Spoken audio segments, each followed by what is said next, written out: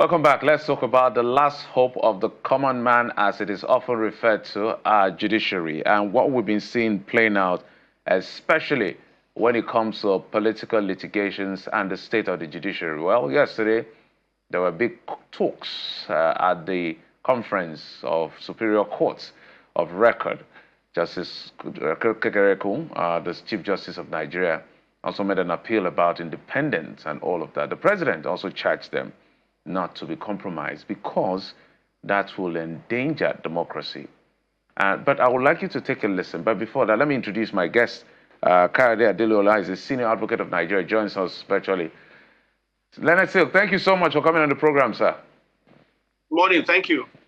Okay, my first question will be the president's remark. I would just like it to be played, and then I will ask my first question based on what the president says.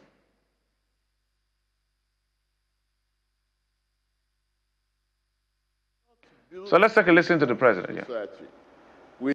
We cannot build a just society without a fearless and functional judiciary. In this period, we have resolved to provide institutional and material support that will enable our courts to perform their duties with dignity, confidence, and efficiency. Justice must never be for sale. The bench must never become a sanctuary for compromise.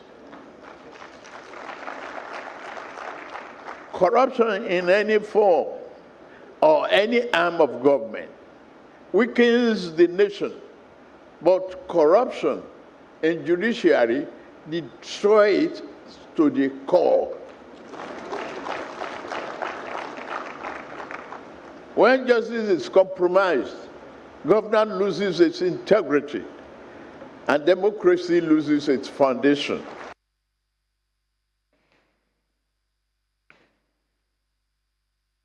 All right, senior advocate, I want to pick a few words that the president said, and I would like you to respond to them, maybe in the sequence they come.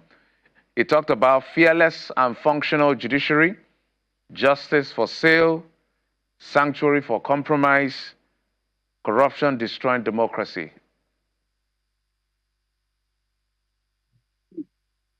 Now, thank you very much for that question. Now, generally speaking, every person who's appointed a judge and who sits on the bench should have integrity, should have honor, should have courage, and of course, fearlessness. Now, those are not attributes that come naturally to a lot of people. In other words, for you to have people who have such attributes, you must seek them out. There are people who are very knowledgeable. There are people who are very skillful in the use of the law. There are people who understand the nuances of, adjudication, but they do not possess the right character.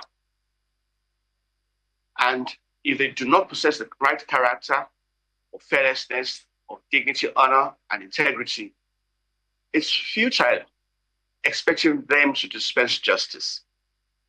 And that also will relate to the administration of the judicial system, having a functional justice system. If you do not have people who have character, you will find it difficult. Now, I'm always very slow to criticize the judiciary as a whole. There are very many sterling gentlemen and leaders who sit on a bench and for whom I have the highest regard. They are courageous, they're knowledgeable, and they are people with integrity. However, you find a few people who have done things that are untoward, and they bring blemish to the generality of the members of the judiciary. And then Mr. President also mentioned that justice should not be for sale. Now, the question is, if something is sold, it means that there's a buyer, it means there's a seller, it means there's a market. Now, if there is a seller, who are the sellers of justice? If there is a buyer, who intends to buy? Well, let's not be semantic here. we are criticizing our judges as saying they sell justice. But the question is, who approaches them to buy? Many, many people in very many sectors of our country are guilty of tempting judges. And I use the word tempting, knowing full well that as human beings, many of us can only resist temptation only to a limit. There are people who keep monies for politicians, who know how to siphon the monies to judges. And I'm talking about bankers themselves. I'm talking about politicians who knock on the doors of judges asking them to sell justice. I know that there are also citizens who want their candidates to win at all costs, who are willing also to pay for justice. So if we look at these sets of people, we'll be very careful to put the blame only at the doorstep of judges. A lot of people participate in this wholesale corruption of our judges and our systems. Some are able to resist, some are totally unapproachable, but of course, some are willing. And it may also go to how our judges are appointed. Do we actually dig into, do like we would do in other sectors, due diligence to find out if this person is knowledgeable, but yet can we actually trust him to dispense justice? So if we look at these signals and we ask ourselves, was the president saying what we know? Yes, he was actually saying what we know. And is he willing and able to lead from the front and encourage people who are around him as well, or other politicians, because he's the arrowhead of politicians, and encourage other people who are politicians to stop this vice? But when he does that on his own side, how about other members of society? Judges can be punished, and we have seen many judges punished in the past, and especially in this new dispensation under the Lord Honorary Justice Ekere. So these are things that we all know, and all hands must be on deck to cleanse this stable. Thank you.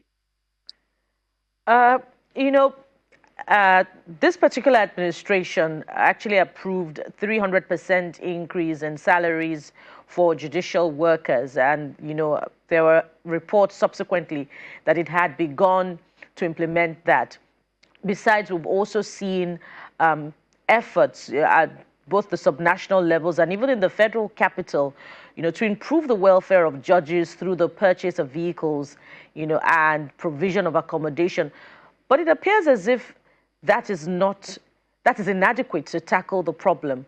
What are your recommendations to, you know, ongoing calls for reforms in the National Judicial Council, particularly with regards to the appointment of state chief judges? Because that's also, you know, where some of the problems that we're seeing emanates from. As I said earlier, look, you should know that some people were well brought up. Some unfortunately missed it. And if someone comes with bad character or has flaws and you appoint him a judge, it's not about making him chief judge or not. Look, if he has insatiable appetite for funds, for money, even if you pay him $1 million every month, it just means that he has higher stakes. There are people who are judges and we see them, we know them. You can tell from a distance that these are people who are living within their means. And I'm saying so because because we all know. So when you appoint judges who invariably, will aspire to become chief judges, and it's their turn to become chief judges, what do? You've accommodated them for so long, and then it's time for him or her to become chief judge, and they say, no, you're not qualified. And then there's the politicking that may also go with that. The truth is, there are people with the greatest respect to our judiciary. There are people who are on the bench who have no business being there. And they are the few, and I say few, they are the few who are stigmatizing the rest of the judiciary as a whole. As often as we find these persons, we should ask them, we should show them the way out. And going forward, the method of appointment of judges to the bench should be transparent. We should be able to have comments on the character of persons who are nominated for the judiciary. What have they done in the past? What has been their character? Even way back to their schools. Now, when we were applying to become senior advocates of Nigeria, our names were published in the newspapers for people to have comments on our personality and our suitability for the rank of senior advocate. Why can't we do that for judges? Like people say, it's easier to be appointed a judge than to become a senior advocate of Nigeria, because politicians will nominate, chief community leaders will nominate, and once you find your way to the interview and you're able to prove your mettle to a point, you will get in. Of course, we've also heard of some have performed very woefully and still were appointed. So we're saddled with such people who may even find their way to the superior, to the higher bench, to the Court of Appeal or higher. And so, where does that lead us? The whole process of appointment of judges going forward was more transparent than it was hitherto. Yeah, senior advocate, I think I saw one list one time, like I don't know whether it was judges or something, but there's a particular resolution I would like to get from you. So I'll give you a classic example where the embarrassment from political litigations and the state of the judiciary. Classic example is Rivers State. So at the height of their crisis, the two political factions, we noticed that all cases, literally all cases, or maybe 90-something, 95, 99% of all cases emanating from courts in Rivers State favored the clique of the governor. And all cases emanating from Abuja, the FCT court, favored the FCT minister and all of that. So it became very troubling. And these are courts of coordinate jurisdiction. Why did I use that example? Two things you've highlighted, and two things we seem to understand, is that in some cases, as using your own words, temptation, politicians, because we're talking about political litigations and the judiciary, in some cases it's being tempted with money and whatever it is they are tempted with. In some other cases, they are being threatened. We'll talk about incentives, about other things, but let's use these two classic examples and what resolution you think there is. So for the good ones, which I want to believe are the majority on the bench, who are faced with these two kinds of temptations, either in financial inducement in dollar terms or in naira terms, or literal threats to life or their family, how can they work their way out of those kind of situations if they don't want to compromise and also preserve their lives and their families? Well, these are persons who must be protected. So they should be able to have an avenue for reporting these temptations and be protected when they do so. Let's talk about the two that you have given as examples, which I mentioned, temptation and threats. If someone tells you, for example, oh, there's this election that we have lost, we want you to do something about it. They know the terms they use, and you say no. And it says, well, we know what school your children attend, and we know what we can do to them.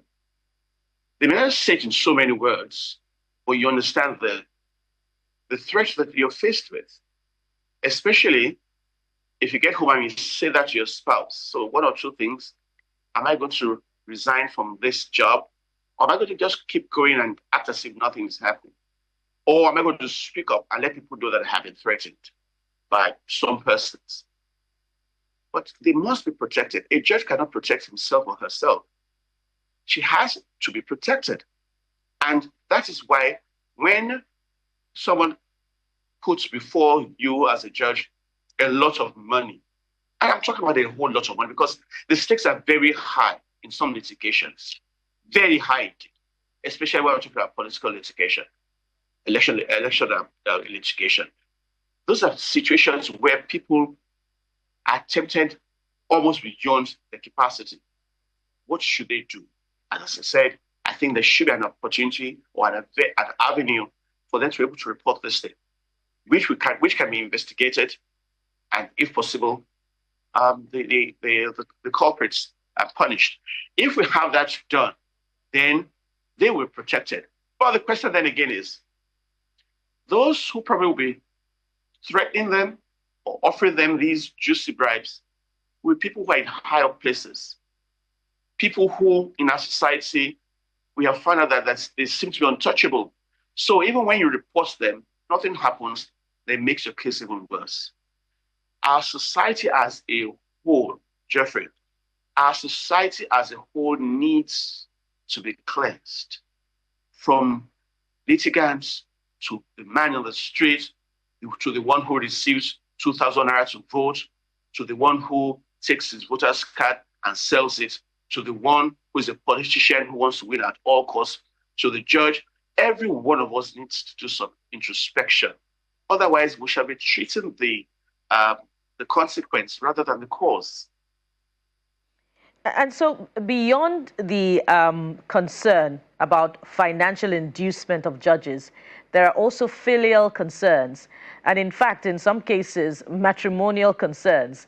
And we heard it, at the valedictory. We saw it play out at the valedictory ceremony of the last Senate. When a senator, made an open confession about the intervention provided by his spouse. We've seen state governors appoint their spouses as high court judges. How do we then deal with the tendency to be induced, even not financially, but to dispense justice without favor in this regard? How do we deal with that particular problem? I have just said to you that we need to cleanse our society. No one in a decent society appoints his wife as a judge. It's an exalted position, a position of grave responsibility, honor, and integrity. Even if your wife happens to be the best person, for the fact that you are the governor at that point in time makes her forfeit that opportunity of getting to the bench. I mean, many of us in the legal profession know of a former Chief Justice of Nigeria whose son was going to apply for silk, and she said point blank, whilst I'm CJN, I'm not going to be able to approve your elevation to the rank of silk. When I'm gone, you can do it. Not many judges will do that. Not many judges will do that. And until when we find a situation where people will say, well, tough luck, I'm in this position, I'm unable to accede to your desire to become a judge at this point in time. When my successor comes in, maybe you'll be able to get that done. It is a need for thorough cleansing of our society. So I'm not very quick to cast aspersions on our judiciary just because they are high up there for us all to see. I just mentioned to you that money is passing through from a politician to a judge. In many cases, we go through the banks. So there are many sectors of our country, of our society, that we need to do something about. And many of us also, when we support a political party or candidate, we don't care how he wins. Even when you know that he has not gathered the votes, you don't care how he wins. So we are all culpable. And the truth is, unless we all determine and desire to cleanse our societies from the bottom, from the very beginning, we're not going to get anywhere. People have been known to have children who want to take JAMB exams and put them in special centers. That is where it starts from. If a child cannot walk into an exam hall and pass or fail on his own steam, when he becomes a judge, what do you expect of him? And I'm not talking about the poor. I'm talking about even the high and mighty. So we all need to agree that we need to do the right thing. It's same thing even with the greatest respect to you, gentlemen and lady. The journalists also, we see headlines, and we know that these headlines have been paid for. Everybody needs to participate in the cleansing process.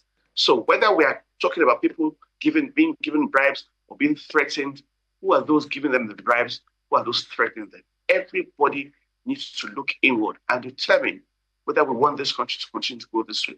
And so the family, being the smallest unit of the society, needs to have a lot more to do. We've had children going to school with stolen, coming back home with stolen books. We have children who are going to school whose parents give money to their teachers to help them cheat during exams, during WASC. And where do we want to stop? All right. Senior Advocate, well said. Thank you so much. I think I was speaking with one official. I don't want to reference what kind of official. And he said to me, whether you win or you lose election, you need money to defend it in the courts. And that struck a chord in my head. But as you said, we need purging across board. But we must thank you, Kayode Adelola, Senior Advocate of Nigeria, for coming through with your insights on this issue of political litigations and the state of the judiciary. Thank you, sir. Thank you very much. All right, I'll take a quick break. When we come back, we'll talk the economy. The DG of NECA joins us. Inflation numbers has been dropping months and months, 16% it is right now, according to the latest data from the National Bureau of Statistics. Let's explore that conversation in just a moment. We'll be right back.